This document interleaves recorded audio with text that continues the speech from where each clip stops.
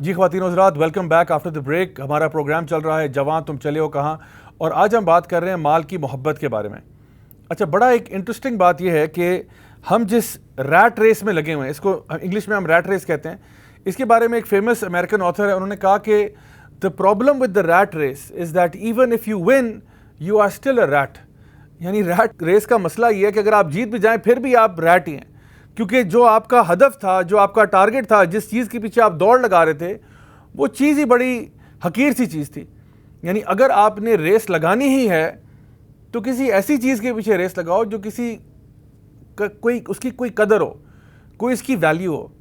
اللہ سبحانہ تعالیٰ ہمیں قرآن مجید میں جس چیز کی طرف ریس لگانے کے لیے کہتے ہیں وہ کہا گیا سابقوا الی مغفرۃ من ربکم وجنہ. یعنی اگر آپ نے ریس لگانی ہے تو آپ اللہ تعالیٰ کی مغفرت کی طرف ریس لگائیں. اگر آپ نے ریس لگانی ہے تو جنت کے حصول کے لیے ریس لگائیں، کیونکہ جنت واقعی میں کوئی چیز ہے جس کے لیے ریس لگائی جائے. تو اب سوچئے کہ ہم جس چیز کے پیچھے ریس لگا رہے ہیں، دنیا اتنی حقیر ہے کہ وہ مچھر کے پر برابر بھی نہیں ہے. نبی کریم صلی اللہ علیہ وسلم نے دنیا کا مقابلہ کیا، صحابہ کو بیان کیا، آپ میں سے کون یہ بکری خریدنا چاہے گا؟ صحابہ نے فرمایا یا رسول اللہ، ہم میں سے تو کوئی نہیں لے گا یہ. آپ نے فرمایا اللہ سبحانہ تعالیٰ کے نزدیک اس کی قیمت جو ہے، یہ جو چیز تمہیں نظر آ رہی ہے، دنیا اس سے بھی حقیر ہے اللہ کے نزدیک. اور یہ وہ دنیا ہے جس کے پیچھے ہم بھاگ رہے ہیں. ہماری صبح شام دن رات کی محنت، کوشش، تگ و دو اسی دنیا کے حصول کے لیے. حالانکہ اگر اس سے آدھی کی آدھی بھی محنت ہم لوگوں نے جنت کے لیے کر لی ہوتی تو شاید ہماری زندگیوں کے نقشے بدل جاتے. اللہ سبحانہ تعالیٰ نے قرآن مجید میں بار بار اس چیز کا ذکر کیا کہ انسان کے لالچ کے بارے میں. ایک جگہ پہ ارشاد فرمایا کہ انسان جو ہے حب الشہوات میں کیا ہے؟ النساء.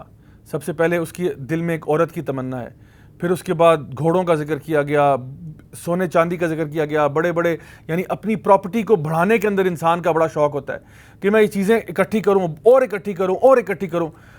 لیکن سوال یہ کہ ہم تو دنیا میں مسافر ہیں، زندگی تو ویسے ہی ختم ہو جانی ہے. ایک چھوٹی سی مثال سے بات سمجھاتا ہوں آپ کو. اگر ہم نے ایک شہر سے دوسرے شہر جانا ہے، مثال کے طور پہ اسلام آباد سے لاہور کا سفر کرنا ہے، اور آپ کو پتہ ہے کہ آپ کی منزل لاہور ہے، اسلام آباد سے آپ روانہ ہو رہے ہیں، اور بیچ میں آپ کہیں پہ رکنا چاہتے ہیں. آپ سفر کر رہے تھے، بیچ میں کہیں پہ آپ نے کسی ہوٹل وغیرہ میں جا کے کھانا شانا کھا لیا.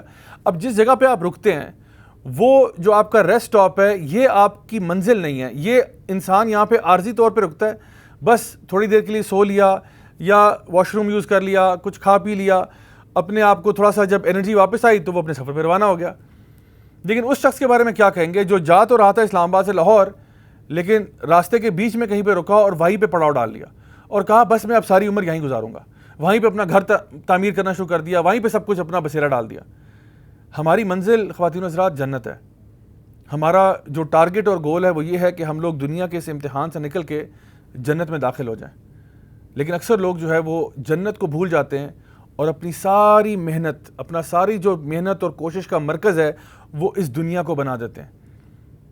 اسی لیے پھر وہ آیت یہاں پہ بالکل مناسب آتی ہے جہاں پہ اللہ نے فرمایا کہ الہاکم التکاثر حتی زرتم المقابر. یہ جو کمپٹیشن ہے یہ چلتا رہے گا جب تک انسان قبر میں نہیں اتر جاتا. یعنی یہ انسان کے لالچ کی انتہا ہے. پھر نبی کریم صلی اللہ علیہ وسلم نے حدیث مبارکہ میں یہ بات ارشاد فرمائی کہ انسان جو ہے وہ اپنے مال کے ساتھ کیا معاملہ کرے کہ مال کو اللہ کی راہ میں خرچ کرے. یعنی مال ہونا ویسے بری بات نہیں ہے، مال اگر آپ کے پاس ہے تو بری بات نہیں ہے. ایسے بھی صحابہ گزرے ہیں جو بہت مالدار تھے. سیدنا عثمان بن عفان جو ہیں رضی اللہ عنہ بہت مالدار تھے، عبد الرحمن بن عوف رضی اللہ عنہ بہت مالدار تھے. لیکن ان میں اور ہم میں فرق صرف اتنا ہے کہ مال ان کے ہاتھ میں تھا اور نکل جاتا تھا. اپنے پہ بھی خرچ کرتے، اللہ کی راہ میں خوب خرچ کرتے، خوب اللہ کی راہ میں خرچ کرتے. ہمارا مسئلہ یہ ہے کہ ہمارے ہاتھ میں مال نہ بھی ہونا، ہمارے دل میں مال ہے. وَتُحِبُّونَ الْمَالَ حُبًّا جَمًّا. دل میں مال کی محبت ہے. حالانکہ ہونا کیا چاہیے تھا وَالَّذِينَ آمَنُوا أَشَدُّ حُبًّا لِلَّهِ. جو ایمان والے ہوتے ہیں وہ اللہ کی محبت میں شدید ہوتے ہیں. ان کے لیے اور کسی شے کی یہ محبت نہیں ہوتی جتنی اللہ کی محبت ہوتی ہے. لیکن آج ہم لوگ اسی مٹیریلسٹک دور کے اندر، اس کیپٹلسٹ سسٹم کے اندر رہتے ہوئے ہم لوگ مال کی محبت میں لگے ہوئے ہیں. نبی کریم صلی اللہ علیہ وسلم کی ایک حدیث ہے جو کہ صحیح بخاری صحیح مسلم میں ہے، جہاں پہ نبی کریم صلی اللہ علیہ وسلم نے فرمایا، حدیث قدسی ہے کہ اللہ نے فرمایا کہ اے ابن آدم خرچ کر اور میں تیرے پہ خرچ کروں گا. یعنی کہ ایک اور حدیث میں یہ بھی آتا ہے کہ صدقہ کرنے سے نا مال کم نہیں ہوتا، بلکہ صدقہ کرنے سے مال بڑھتا ہے. اور یہ اللہ تعالیٰ کا بڑا زبردست قانون ہے کہ جب آپ اللہ تعالیٰ کی راہ میں خرچ کرتے ہیں تو اللہ آپ کے مال میں اضافہ کر دیتا ہے. سورۃ البقرہ میں چھلی کے 7 دانوں کا ذکر کیا گیا کہ ان کے اوپر جو دانے اگر 100 بھی لگتے ہیں تو جب آپ ایک دانہ خرچ کرتے ہیں تو آپ کو 700 کے برابر مل رہا ہوتا ہے. یہ اللہ تعالیٰ کا حساب کتاب ہے. جب آپ اللہ کی راہ میں خرچ کرتے ہیں اللہ تعالیٰ آپ کے ہر کام میں برکت ڈالتا ہے.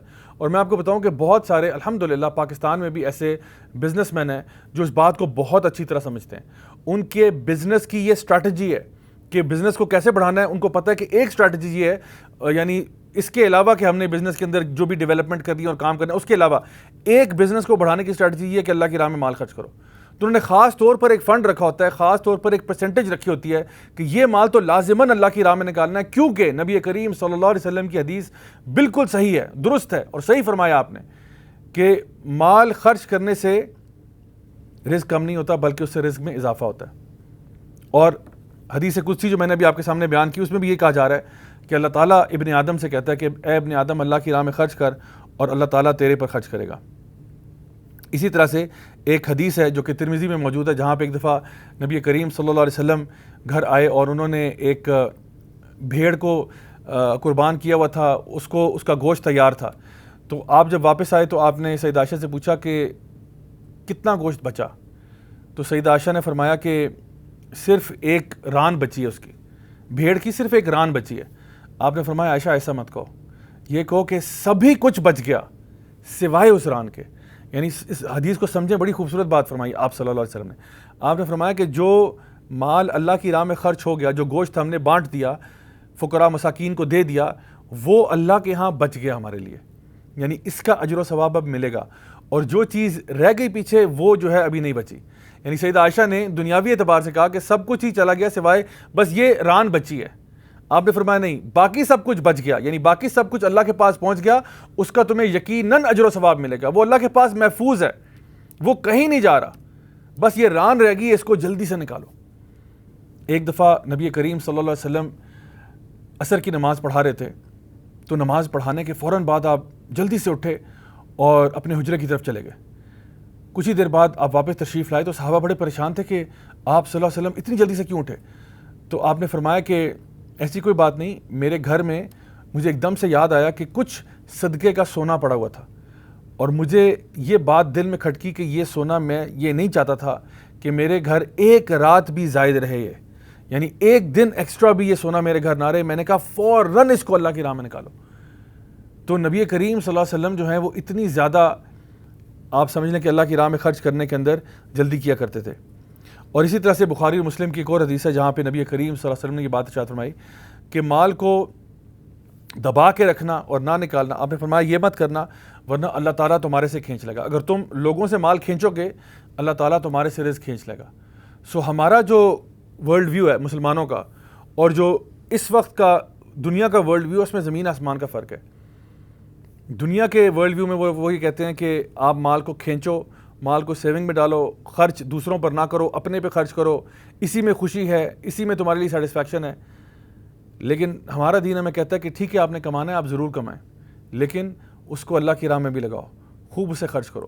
مال خرچ کرنے سے ڈرنا نہیں چاہیے انسان کو, محبت اللہ سے ہونی چاہیے, اور یہ یقین ہونا چاہیے کہ میں اگر اللہ کی راہ میں خرچ کرتا ہوں یقیناً اللہ تعالیٰ میرے مال میں بہت برکت ڈالے گا. خواتین و حضرات, اس وقت اگر ہم دیکھیں تو ہمیں اپنے بچوں کی تربیت کرنے کی ضرورت ہے اس ٹاپک کے اعتبار سے. یہ میں کیوں کہہ رہا ہوں, کیونکہ ہم اپنے بچوں کو یہ کہتے ہیں کہ بیٹا تم بڑے آدمی بننا. اب بڑے آدمی سے کیا مراد ہے کہ ہم یہ چاہتے ہیں کہ ہمارا بچہ جو ہے وہ بہت متقی بنے, اللہ سے ڈرنے والا بنے, اللہ کا نیک بندہ بنے, اعمال صالحہ کرنے والا شخص بنے, یا کیا ہماری مراد بڑے آدمی سے یہ ہے کہ ہمارا بچہ جو ہے جیسا بھی ہے مال کمائے اور مال و دولت کما کے اچھی گاڑی بنگلہ لے کے, وہ جو انگلش میں ایک ایکسپریشن یوز کرتے ہیں کہ بائی ہک اور بائی کروک بڑا آدمی بن جائے, کسی نہ کسی طریقے سے صحیح راستے سے بنے یا غلط سے بنے, بس بڑا آدمی بن جائے. ہمیں یہ غرض نہیں ہے کہ وہ 2 نمبر طریقے سے اوپر آتا ہے یا 1 نمبر سے آتا ہے, بس وہ اوپر آ جائے کسی طریقے سے بھی. یہ تربیت ٹھیک نہیں ہے. ہمارے بچے اسکول جاتے ہیں, یقیناً پڑھنے کے لیے جاتے ہیں. اگر آپ ان بچوں سے پوچھیں کہ بھائی آپ اسکول کیوں آتے ہو, تو کہتے ہیں اس لیے آتے ہیں کہ ہم لوگ یہاں پڑھائی کریں. اچھا پھر اس کے بعد کہاں جاؤ گے؟ اس کے بعد کالج جائیں گے, پھر یونیورسٹی جائیں گے. اچھا وہاں جا کے کیا کرو گے؟ وہاں جا کے پڑھیں گے. پھر اس سے کیا فائدہ ہوگا؟ فائدہ یہ ہوگا کہ ہمیں ڈگری ملے گی. اچھا ڈگری کے ساتھ کیا کرو گے؟ ڈگری سے ہمیں کوئی نوکری ملے گی یا کوئی بزنس کریں گے. اچھا اس کے بعد کیا کرو گے؟ اس کے بعد پیسے ملیں گے. پیسوں کے بعد کیا کرو گے؟ اس کے بعد ہم شادی کریں گے، بچے ہوں گے، پھر ہم لوگ وہ بچوں کو اسکول بھیجیں گے. یعنی یہ ایک سائیکل ہے جو چلتا رہے گا، اور اس میں ہمارا اصل مقصد جو ہے وہ یہی ہے کہ بس پیسے کمانے ہیں. یہاں پہ کوئی ایسا آبجیکٹو نظر نہیں آ رہا کہ ہم نے کہا ہو کہ ہم نے اللہ تعالیٰ کی رضا کے لیے کچھ کام کرنا ہے. تو خواتین حضرات، میں سمجھتا ہوں کہ یہ وہ وقت آ گیا ہے کہ ہم اپنے بچوں کو اس سائیکل سے باہر نکالیں. یقیناً یہ بتائیں کہ تم کماؤ، لیکن سب سے پہلے ان کو یہ بات بتائیں کہ بیٹا اللہ کی راہ میں خرچ کرنا سیکھو. مال کو دبا کر مت رکھو، مال کو دوسروں میں خرچ کرنا سیکھو، اسپیشلی ان لوگوں پہ جو فقراء اور مساکین ہیں. اللہ تعالیٰ ہم سب کو عمل کرنے کی توفیق عطا فرمائے. میری دعائیں آپ سب کے ساتھ. اللہ تعالیٰ ہم سب سے راضی ہو جائے، ہمیں اپنے نیک بندوں میں شامل کرے. انشاءاللہ آپ سے ملاقات ہوگی اگلے پروگرام میں. تب تک کے لیے اجازت دیجیے گا. والسلام علیکم ورحمۃ اللہ وبرکاتہ.